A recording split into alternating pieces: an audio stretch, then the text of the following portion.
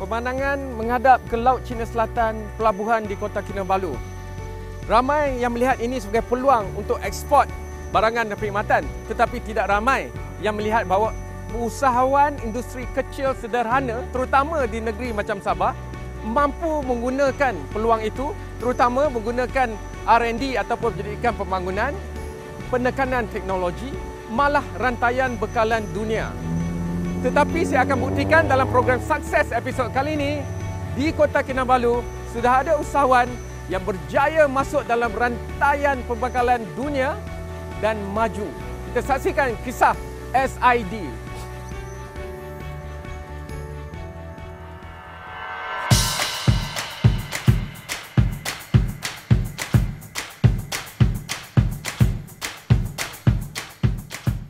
Kalau episod terdahulu saya berada di pantai timur Sabah, menunjukkan kehebatan usahawan IKS industri kecil sederhana. Terima kasih kepada SME Bank. Ini program Sukses. Kali ini saya kembali ke pantai barat, terbang ke KK Kota Kinabalu untuk melihat seorang usahawan yang juga cukup hebat. Mereka melihat kepada rantaian bekalan antarabangsa, terutamanya dalam pembekalan produk pengguna seperti susu, tapi yang sudah dipackagkan menggunakan teknologi UHT. Dan saya sekarang berada di Colombo, iaitu taman industri pertama yang diwujudkan di Kota Kinabalu. Dan ini ceritanya, dalam kilang ini mendapat persijilan yang diterima antarabangsa, boleh bekerjasama dengan sebuah syarikat multinasional yang begitu hebat, dan produk ini dihantar berpuluh-puluh kontena seminggu ke serata dunia. Siapa usahawan SME atau IKS yang hebat ini? Datuk Nasirio, you are with me today. Thank you so much for accepting Astro Awani to be here. I've just explained how this is very world-class. You have multinational clients, but can you start by telling us how important your operation is? Because this is not just to supply to milk in schools only, but this is also moving into the world-class supply chain of the world with the biggest companies out there in the world. Well, we started quite small, as I said.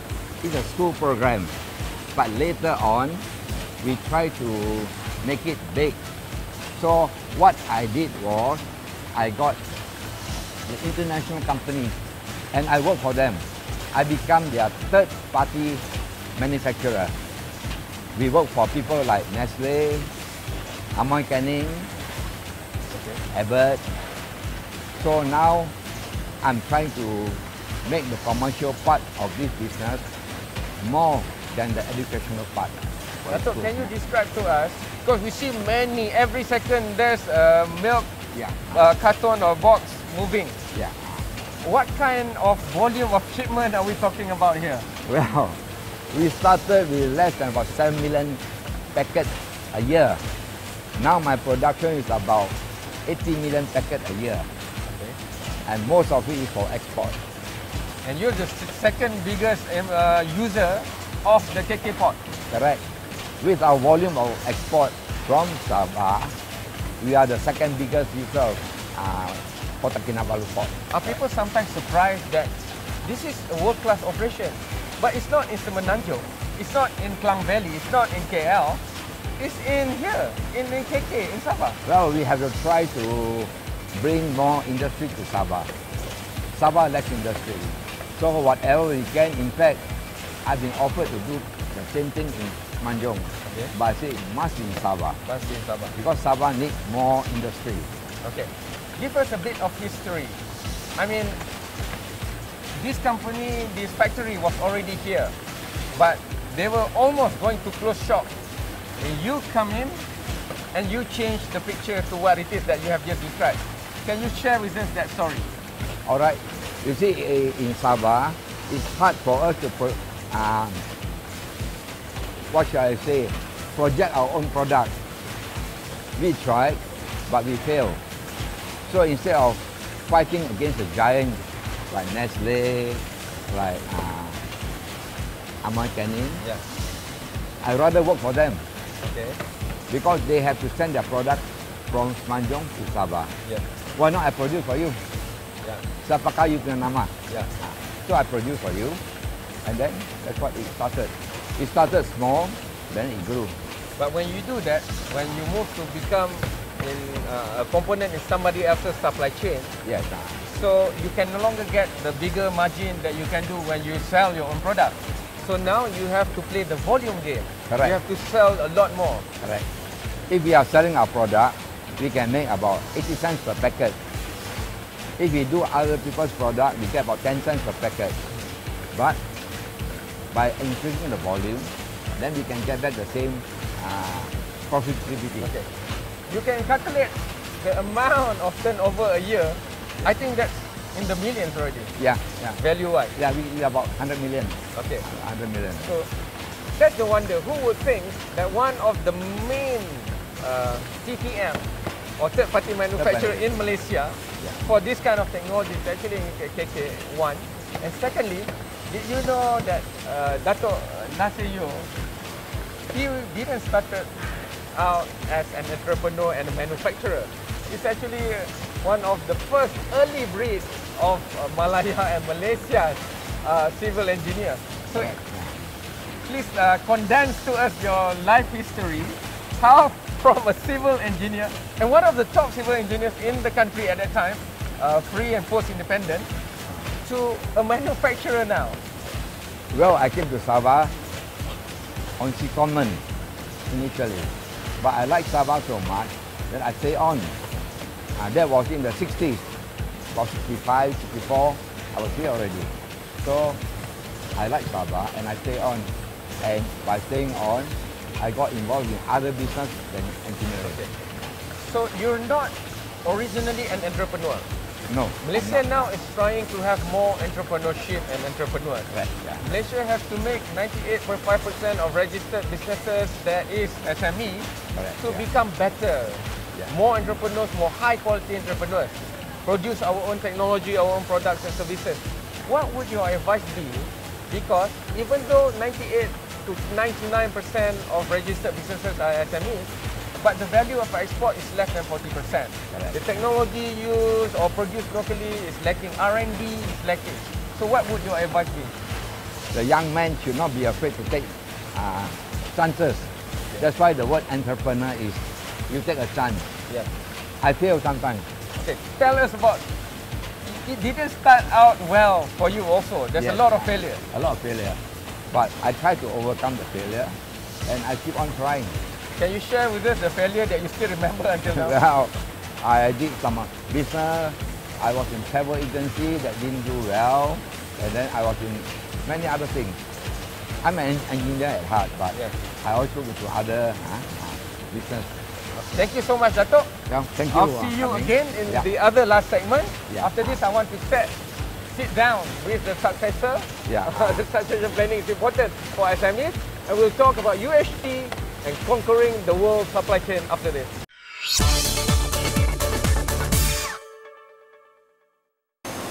SME Malaysia juga mampu masuk rantaian bekalan dunia yang hebat, persijilan, kualiti, contohnya macam ni, semuanya tertutup, terkawal, dijaga sebagainya. Tapi yang lebih baik untuk cerita ni kawan baru saya, Johan. Hai Johan. Hi, Encik Kamaru. Terima Welcome. kasih. Thank you so much for making time. Not at all. Jadi Bapak Johan, Datuk dah cerita pasal asal-usul macam mana bermula. Tapi mungkin saya nak minta Johan cerita mesin yang canggih-canggih ni semua, ada kompartmen berbeza, semuanya dijaga, kita kena pakai sampai selimut, kasut dan sebagainya. Maknanya SME Malaysia, walaupun yang di Sabah pun, boleh masuk rantaian antarabangsa, syarikat multinasional, kerana piawaian dia begitu strict atau ketat. Ketat, ya betul. Jadi saya nak minta tolong Johan ceritakan tentang UHT dan masuk dalam rantaian bekalan yang ketat piawaiannya ini. Boleh Encik Kamaru. Mungkin kebanyakan orang tahu atau pernah dengar apa itu UHT, tetapi mungkin tidak tahu di mana UHT perkara ini datanglah. UHT sebenarnya adalah ultra heat treatment atau dia sejenis sterilization process di mana produk yang kita buat di kilang SID masuk ke dalam proses UHT ini, dia akan dipanaskan ke suhu 144 darjah Celsius selama 4 hingga 7 saat.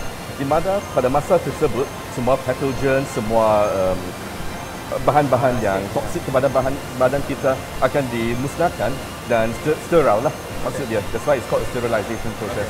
Dan semua proses UHT ini sebenarnya dibuat di belakang kilang di mana kita punya homogenizer, kita punya flexi tank semua bekerja, dan apa yang kita lihat di sini sebenarnya the heart of the factory, hati di mana kilang ini tersebut.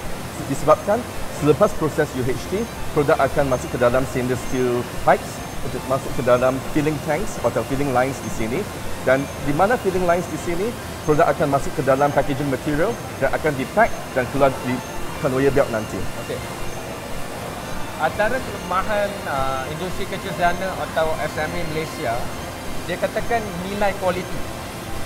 Dulu bila kita kontroversi Proton, sekarang nak buat kereta nasional ketiga, kontroversi. Kalau Proton dikatakan dulu gagal, antara kelemahannya vendor yang memberi bakalan itu tidak mengikut kualiti. Kalau tingkap elektrik tekan, lepas tu tak turun. Tak turun, ya betul. Dalam makanan lebih penting lagi kerana orang boleh jadi sakit. Kementerian Kesihatan pun kawal, kementerian lain pun kawal. Jadi apa rahsia SID untuk jaga kualiti pada tahap antarabangsa? Kerana syarikat multinasional lagilah ketat untuk boleh buat operasi sebegini di Sabah, bukan di KL. Sebenarnya betul apa yang Encik Kamaru kata juga, sebab kilang di sini adalah satu kilang makanan dan kualiti adalah sesuatu yang memang di hati kita. Apabila produk keluar daripada kilang kita, tanggungjawab kita tidak sampai sana, sebab dia akan sampai di meja makanan di mana orang akan, kita punya customer akan memakan makanan tersebut, dan kita memerlukan zat yang penting untuk kesihatan. Dan inilah di mana kita memastikan proses piawaian adalah tahap yang antarabangsa. Kita diaudit bukan sahaja oleh pihak KKM, pihak Jabatan Veterinar, tetapi kita ada professionals yang datang dari luar negara juga untuk memastikan kita mematuhi segala peraturan yang ditetapkan dalam only the National Food Act, the Food Act, and we also go for international standards as well. Johan dah jawab banyak soalan yang saya biasa tanya IKS. Kelemahan utama R&D. Johan dah sebut. Sekarang saya nak bagi peluang kerana Johan dah buktikan bagaimana lagi dalam Malaysia baru ni. Johan pun orang muda, suka pada Malaysia baru.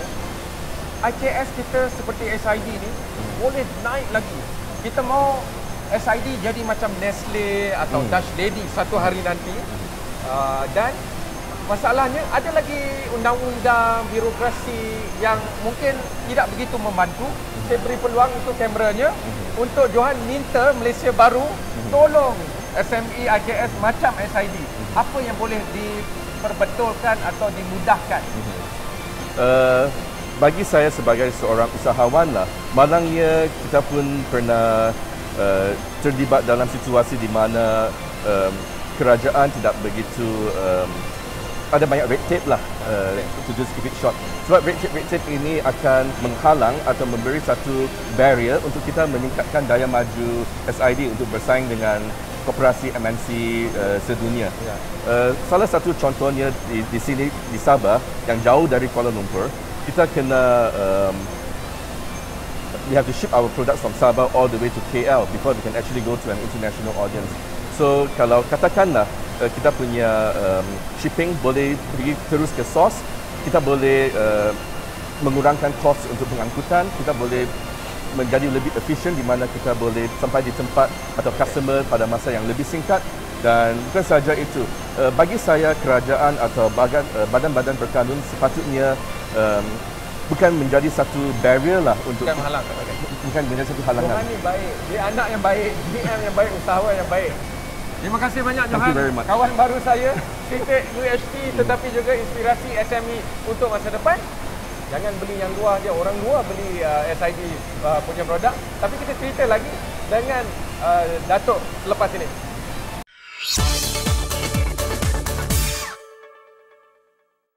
Hi, you're still watching a very special session of Success thanks to SME Bank from the east coast of Sabah, from Gunung Silam. I'm here, I can see Gunung Kinabalu up there, but I'm in Colombo. My first time in this side of the KK city, and it's the first industrial park. I'm still with Datuk Johan. we've looked at the next, Datuk Nasir. Johan fills my mind because when I interviewed him in the second block, he gave us a future of a day when Malaysia SME can be on par, if not better, than the Nestle's and Dutch Lady of the world. I believe that will come, but first I want to go to a smaller target for me, which is I like Häagen-Dazs the ice cream, but my pay is not that much. So I would like to see SID creating premium goods like that for FMCG goods, but for consumers, but at Malaysian palatable economic means. Datuk, can SID do that? I think we can. We have faced a lot of obstacles, but it's my dream. It's one of my little dreams that I want to come true. So I want something that comes out from Malaysia, Sabah, Malaysia. Because in the world, everywhere you go, you buy Häagen-Dazs, Baskin-Robbins, but these are all the same product. It's made from cream. In fact, a lot of the ice cream we buy now is not real cream. It's all synthetic. But what I'm trying to do is use real cream. Everything is natural product. And also, I want to introduce Sabah products only. Sabah coffee, Sabah cocoa, Sabah tea. So you can infuse that into dairy product, even ice cream. Yes.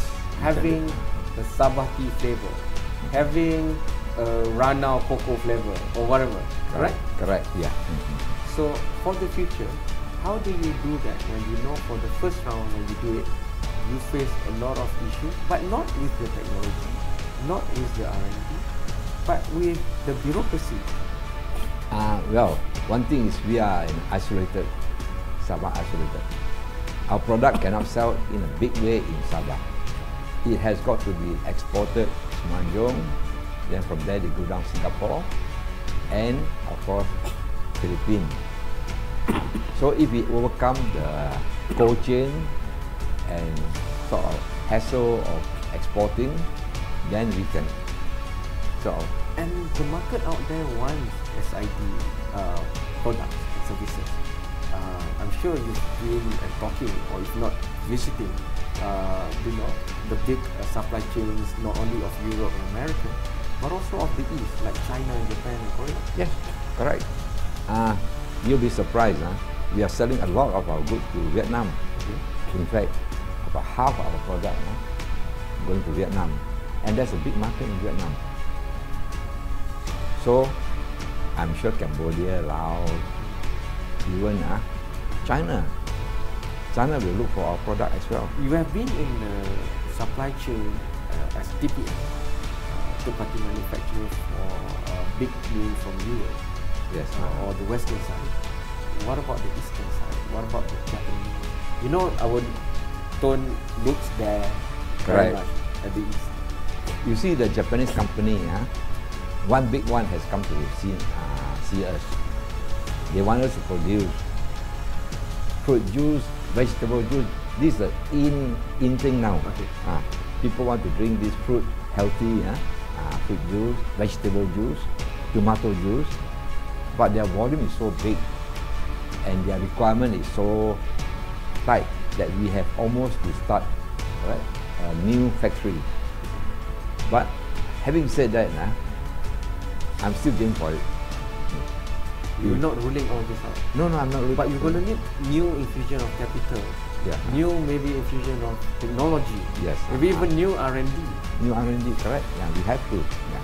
So you don't see this as a problem, but more of No, a challenge. you see, my long relationship with Tetra Pak, they are prepared to bend backwards to help us. And even Tetra Pak is also undergoing a change.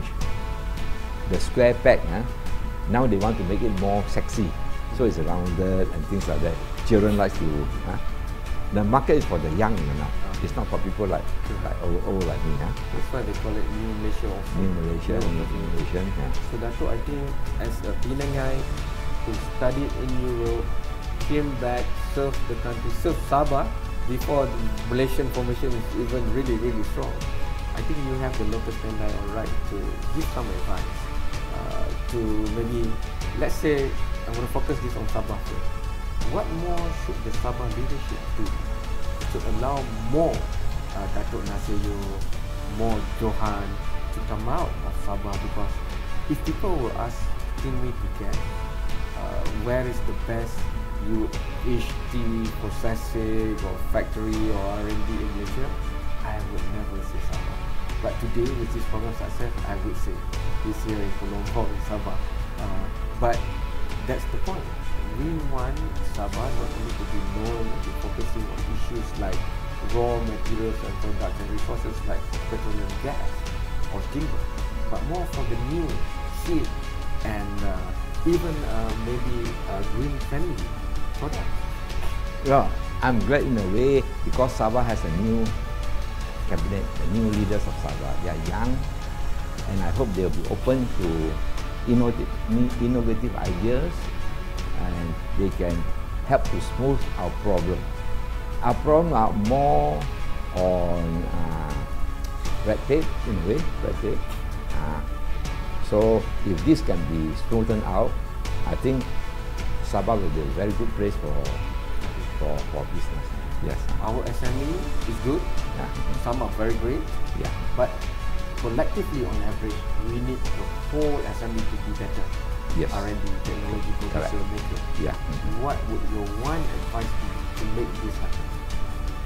My one advice will be to put more people from the industry in their decision making. I feel that decision making nowadays, people in industry are not called upon to give the input. Yeah, to give the input. So these are the people. We are the one that are using the services later. So if they can be open-minded on this, then it will be. That's what. Thank you so much for making time to thank be you. on Success, for hosting me and my crew. I know you sell to the big giants B2B, but for your ice cream, I hope you make one special arrangement for me. I'll sign up as your first customer. Yeah. Because it's high time for us to appreciate our own SME, their services and product, not because they are Malaysian, but because they are on par, if not better than the international, multinational products and services out there. This has been a great session of success. Terima kasih kerana menonton. Teruskan setiap minggu, saksikan pada masa yang sama dan hari yang sama. Program sukses dibawakan kepada anda oleh SME Bank. Jumpa lagi.